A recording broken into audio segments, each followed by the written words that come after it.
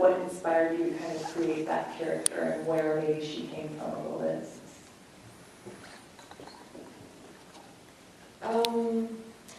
I have been away from Greece for a very long time. Basically, as soon as I finished school, I went to the States to study, and when I came back, which was after 12 years, it felt like I was going to a country that I couldn't recognize, it was alien to me. So anyway, Marina, although it's not at all an autobiographical film, I think the only character I could create at the moment was sort of like an alien girl who feels like, she kind of like lives in this spaceship of a town. The town is a private company town where I spent the first years of my life. And it's actually the only example of a town like that that I know of, at least in the Mediterranean area. It was founded by the French, and it was designed and built by a visionary modernist architect in the mid-60s. And it was during a period in Greece that it was right after a quite ravaging civil war and right before the junta. It was like these 10 years of prosperity and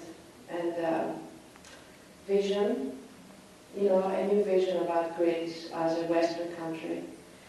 And this town exemplified that, because it looked so like, from another planet in relation to what was going on in Greece at the time, and especially in the rural area. So coming back there, it's a ghost town. Lots of, part of the ground, was a bauxite factory. The ground is completely depleted. It's polluted. Most of the workers are not needed anymore because of the automated replacement. So I like that, to stage the story of coming of age between a father and a daughter. So basically like a twin coming of age story for both of them, in a place that for me represents very much what is happening in Greece right now.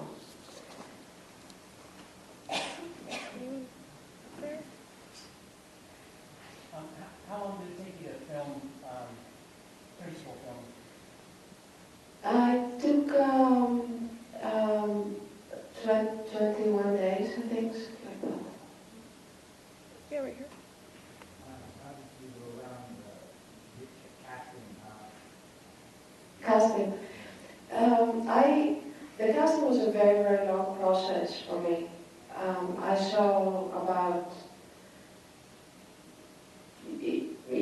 between 600 and 800, somewhere there. I've lost track of girls for the role of Marina and Bella. And,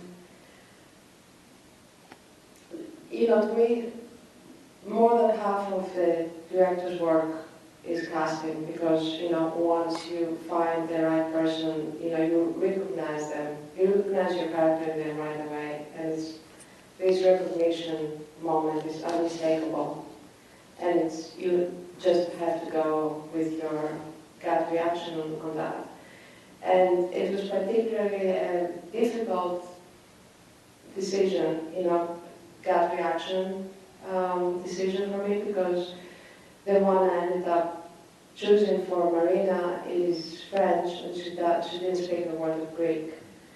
So, we had to basically really start from scratch, from teaching the language, which was, to me, also an interesting process, because Ariane Labette, the actress, who, by the way, ended up getting the Best Actress Award in Venice for her part, I think because she put so much of herself in there. So, Ariane Labette trying to learn Greek, understand Greece, in a way was mimicking the process of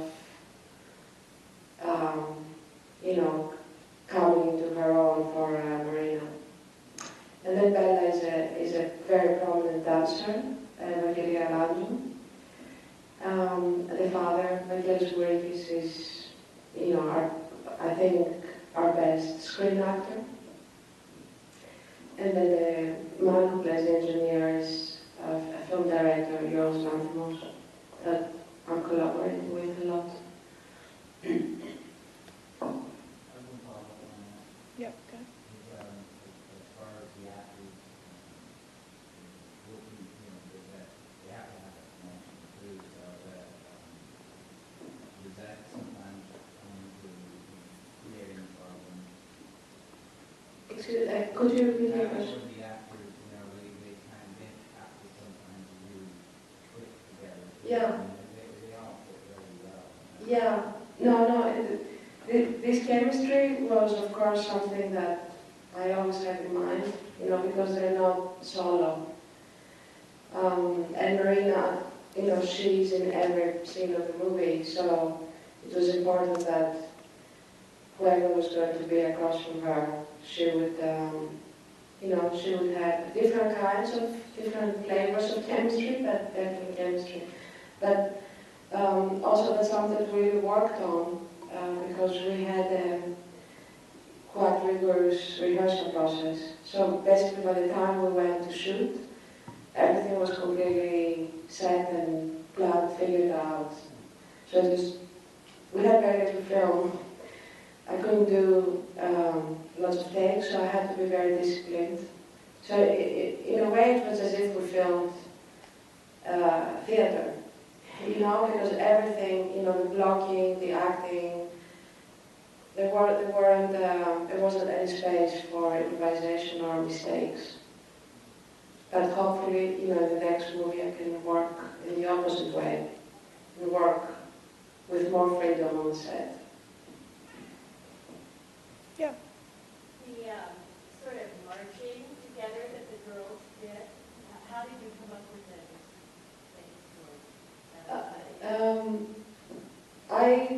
The structure I wanted to give the film was the structure of a musical or ancient Greek tragedy that is in episodes, and then in between there are the chorus numbers, where the chorus comes and sings and dances and does an indirect commentary on the movie.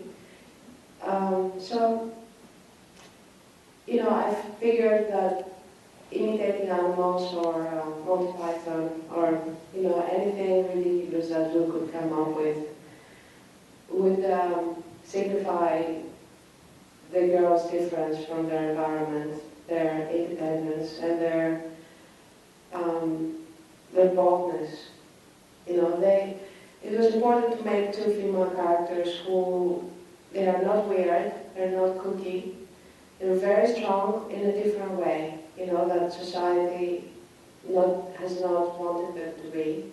So maybe they're outcasts, maybe they are funky or weird bitches or something, but they are not. Each one of them has made a very specific decision for their life, and they are teaching each other.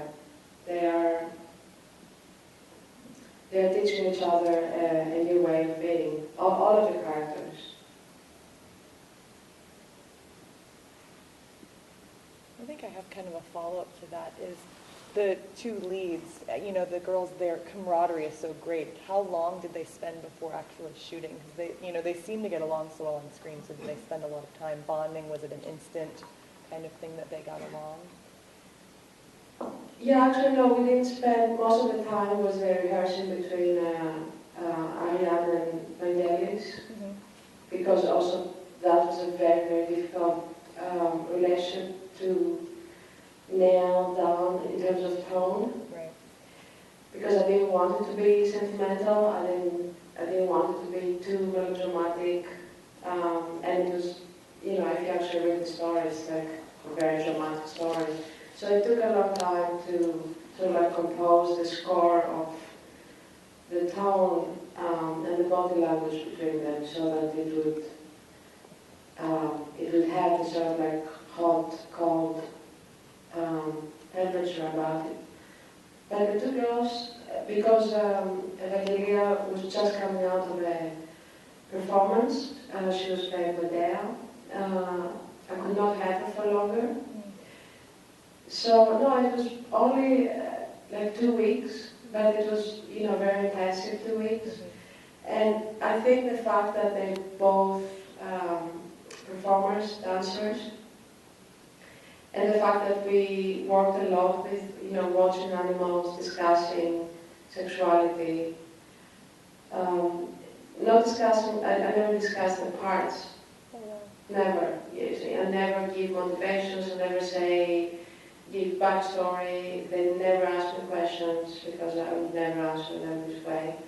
It's a way of like directing them just by talking in general about the issues that I'm interested in.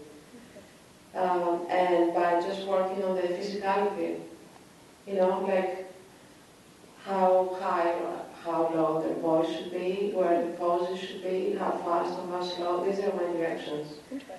So just by repeating over and over and over, they acquire their own interpretation in a way. So I sort of work as a conductor, and I stop them only when, to me, it sounds wrong. Yeah, so we had lots of fun choreographing the city walks, you know, the animal, and that, you know, solved immediately almost like any kind of Seems like a good awkwardness. place to start. Yeah, definitely. I think we've got time for maybe one more question. Yeah, right here. On the rehearsal schedule, so 2 weeks rehearsing before you started filming, or was there more time? And then did you shoot it, because you had rehearsed it, did you shoot it in order, or did you shoot it out of order a lot? You know, since we didn't have money, we had another great currency, which was time. You know, because it was a very low budget film, but it was made all by my friends and cast crew who I've been working with for some time now. So I had the luxury of having, I mean, not every day, but like about 3 months long rehearsals. And then the shooting happened mostly, like 90% of the scenes were shot in sequence. So by the time we actually shot in the hospital, it was really like the end of a whole process. That was important to the actors also. And Vangelis had lost like tons of weight because he was eating only tangerines for a couple of months.